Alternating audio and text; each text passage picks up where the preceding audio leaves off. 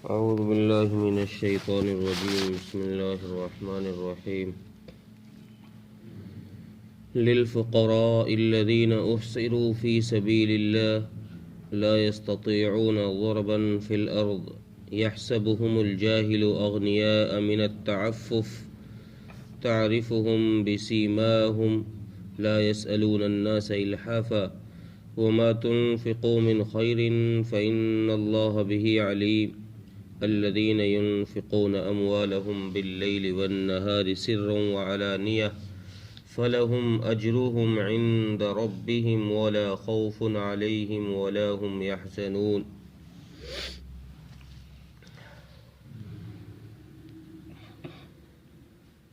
پچھلی آیت میں بھی کچھ مستحق صدقات بتائے گئے تھے.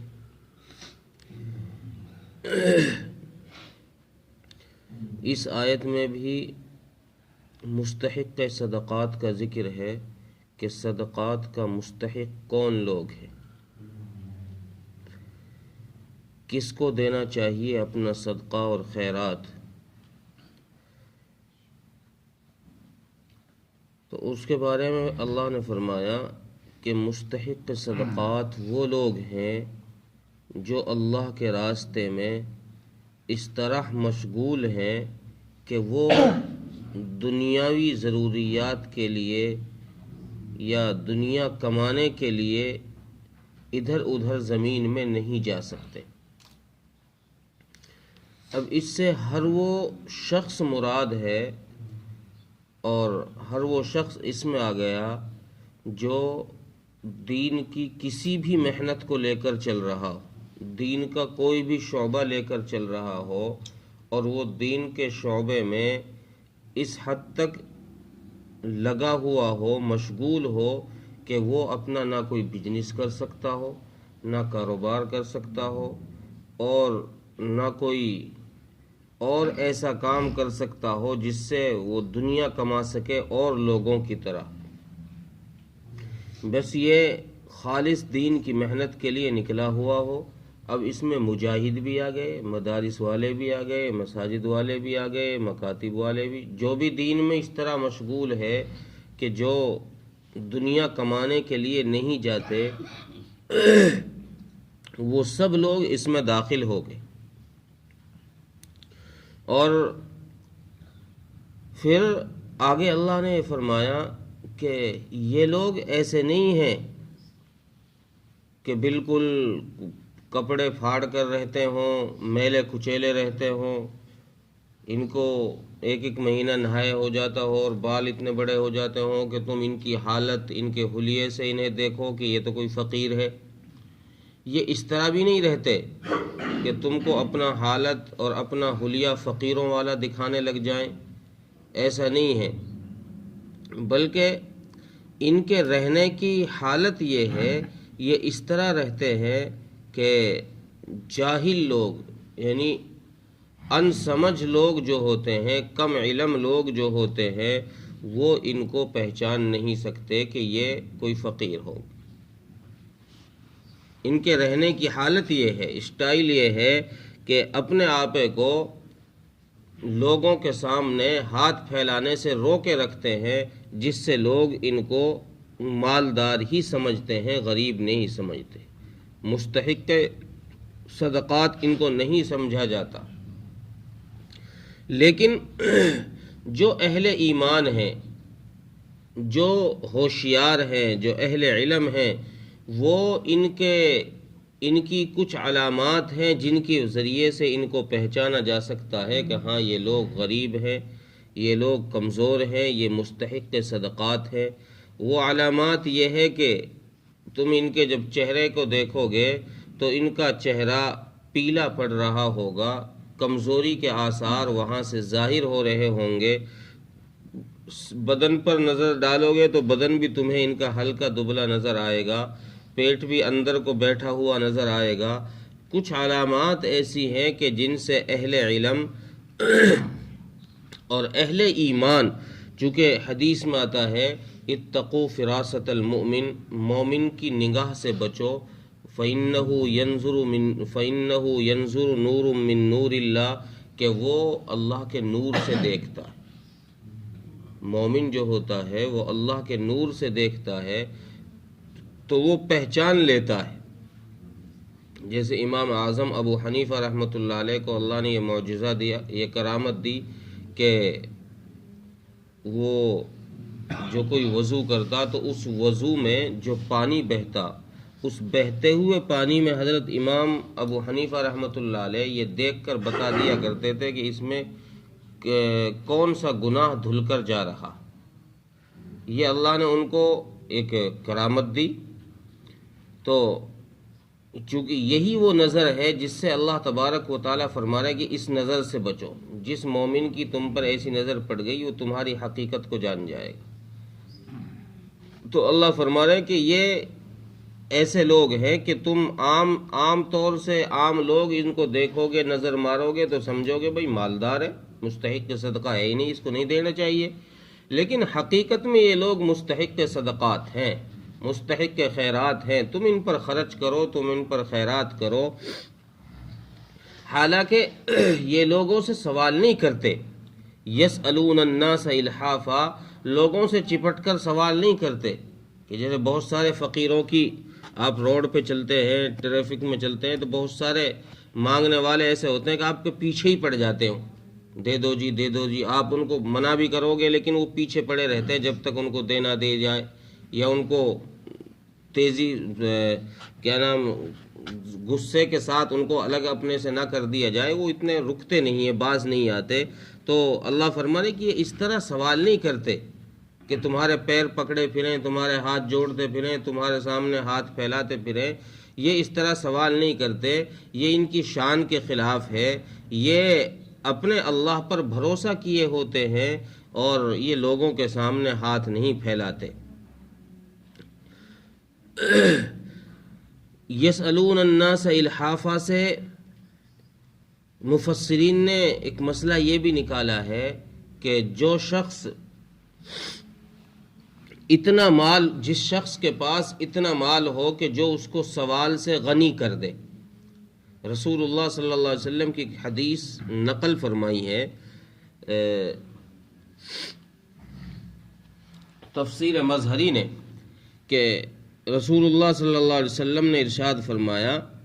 کہ جس شخص کے پاس اتنا مال ہو کہ جو اس کو سوال سے غنی کر دے،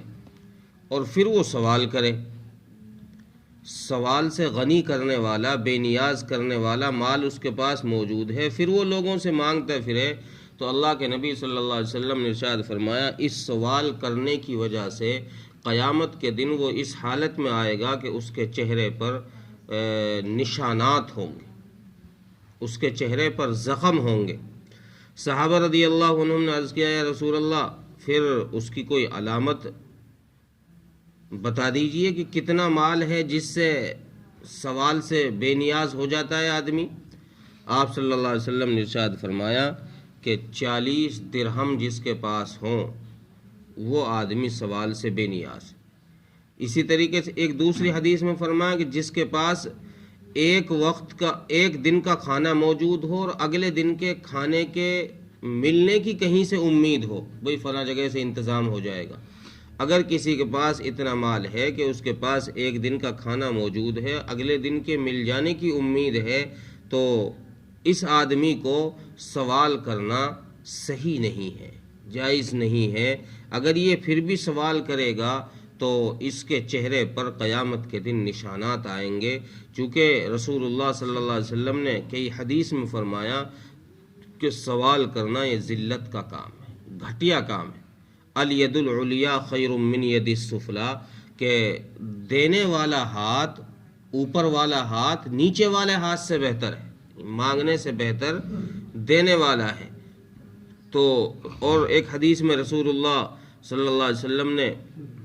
ارشاد فرمایا، ابو داؤد کے اندر ایک روایت ہے کہ اللہ کے نبی نے ارشاد فرمایا کہ تم میں جو شخص رسی لے کر جنگل جا سکتا ہو،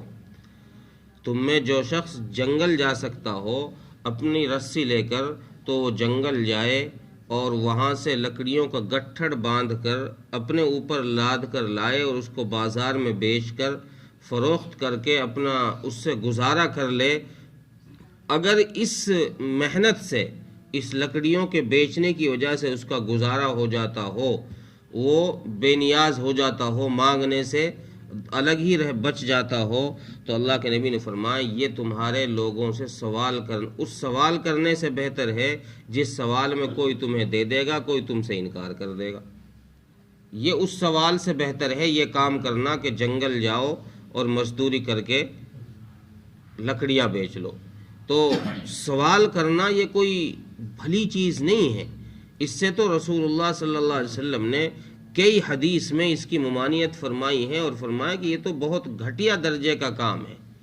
نیچے درجے کا کام ہے۔ لیکن اگر تمہیں کوئی شخص ایسا دکھ رہا ہے، اور چونکہ ایک حدیث میں اللہ کے نبی نے یہ بھی فرمایا کہ فقیر وہی نہیں ہے جو لوگوں سے سوال کرے، کہیں سے اس کو ایک آدھ کھجور مل گئی، کہیں سے 2 کھجوریں مل گئی اور کہیں سے نہ ملا، فقیر یہی نہیں ہے، بلکہ فقیر وہ بھی ہے کہ جو لوگوں سے سوال نہ کرتا ہو، الحاف نہ ہو، لوگوں سے چمٹتا نہ ہو، لیکن اس کی نشانیوں سے، اس کے چہرے سے تم اس کو محسوس کر لوگے کہ یہ آدمی غریب ہے، اس کے پاس کھانے کو نہیں ہے۔ اس کے چہرے کا، چونکہ بھوکے آدمی کا چہرے کا رنگ اڑ جاتا ہے، فق پڑ جاتا ہے، اور دھاپے ہوئے پیٹ بھرے ہوئے انسان کا چہرے کا رنگ الگ ہوتا ہے۔ تو اس لیے اللہ کے نبی نے فرمایا کہ زیادہ اجر اور زیادہ ثواب ان لوگوں کے لیے ہے جو راہ خدا میں ہیں، دینی کاموں میں مشغول ہیں، اور وہ ان دینی کاموں میں مشغول ہونے کے ساتھ اتنی مشغولیت سے لگے ہوئے ہیں کہ وہ دنیاوی کاموں کے لیے، دنیاوی تقاضوں کے لیے ان کے پاس وقت نہیں، دنیا کے کاموں کے لیے ان کے پاس وقت نہیں ہے، وہ ادھر ادھر نہیں جا سکتے۔ اور پھر آخر میں اللہ نے فرمایا وَمَا تُنْفِقُوا مِنْ خَيْرٍ فَإِنَّ اللَّهَ بِهِ عَلِيمٌ، تم جو خرچ کرو گے، جہاں خرچ کرو گے، جس پر خرچ کرو گے، وہ اللہ کے علم میں ہے، اللہ کے علم سے باہر نہیں ہے۔ اللہ جانتے ہیں تم نے کس پہ خرچ کیا ہے، مستحق کو دے رہے ہو یا غیر مستحق کو دے رہے ہو، صحیح جگہ خرچ کر رہے ہو یا نہیں کر رہے۔ اور اگلی آیت میں اللہ فرما رہے ہیں کہ جو شخص رات دن خرچ کرتا رہے اور چھپ کر اور علانیہ خرچ کرتا رہے تو ایسے لوگوں کا اجر ان کے رب کے پاس ہے۔ یہ آیت اس کے کئی شان نزول مفسرین نے لکھے ہیں۔ بعض نے حضرت علی کے متعلق لکھا ہے کہ حضرت علی کے بارے میں یہ آیت نازل ہوئی ہے۔ بعض نے، مفتی شفیع صاحب نے معارف القرآن میں حضرت صدیق اکبر رضی اللہ عنہ کے بارے میں لکھا ہے کہ حضرت ابوبکر صدیق رضی اللہ عنہ کے بارے میں یہ آیت نازل ہوئی کہ حضرت ابوبکر صدیق رضی اللہ عنہ کے پاس 40,000 درہم تھے، انہوں نے 10,000 درہم دن میں خرچ کیے، خیرات کیے، اور 10,000 رات میں خیرات کیے، 10,000 علانیہ کھلم کھلا خیرات کیے، اور 10,000 چھپ کر خیرات کیے۔ تو اس پر اللہ تبارک و تعالیٰ نے یہ آیت کریمہ نازل فرمائی کہ جو شخص اس طرح خرچ کرے گا، رات میں بھی خرچ کرتا ہو، دن میں بھی، علانیہ بھی، چھپ کر بھی، تو ان کا اجر ان کے رب کے پاس ہے۔ ایسا نہیں ہے کہ ان کا وہ خرچ کرنا ضائع ہو رہا ہے، ان کو کچھ نہیں مل رہا، بلکہ ان کا اجر ان کے رب کے پاس ہے۔ اور پھر وَلَا خَوْفٌ عَلَيْهِمْ وَلَا هُمْ يَحْزَنُونَ، نہ ان لوگوں کو جب یہ دنیا سے جائیں گے تو ان کو دنیا میں جو انہوں نے دھن دولت جمع کیا ہوگا، جو ان کا کچھ رہ گیا ہوگا، چونکہ یہ ایسے لوگ جو ہوتے ہیں وہ زیادہ دنیا کے لیے جمع نہیں کرتے، زیادہ بنگلے کوٹھی بنانے کی فکر نہیں کرتے، جو دن رات اور علانیہ اور کھلم کھلا چھپ کر خیرات کرنے والے لوگ ہیں، جو اللہ کے وعدوں پر یقین رکھتے ہیں، ان کو زیادہ دنیا بنانے کی فکر نہیں ہوتی۔ تو چونکہ انہوں نے تھوڑا کچھ چھوڑا ہوتا ہے دنیا میں، تو اس تھوڑے چھوٹنے پر یہ کوئی غمگین نہیں ہوتے کہ یار رہ گیا یہ اور میں کر لیتا، یہ رہ گیا۔ ان کو دنیا کی کسی چیز کے چھوٹ جانے پر کوئی غم نہیں ہوگا، اور آخرت میں کسی قسم کے عذاب کا ان کو خوف نہیں ہوگا۔ آخرت میں بھی ان کو کوئی خوف نہیں ہوگا۔ وجہ یہ ہے کہ آخرت کے لیے انہوں نے دنیا میں رہ کر انتظامات کر لیے، صدقہ خیرات کر کے، چونکہ حدیث میں آتا ہے کہ صدقہ اللہ کے غضب کو،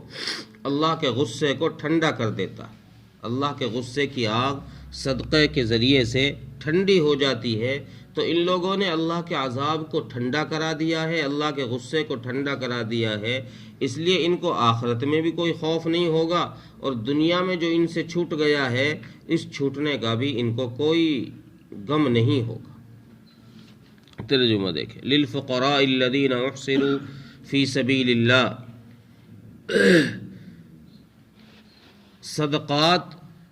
اصل ان لوگوں کا حق ہیں جو اللہ کے راستے میں رکے ہوئے ہیں، اس طرح کہ لا یستطیعون ضربا فی الارض،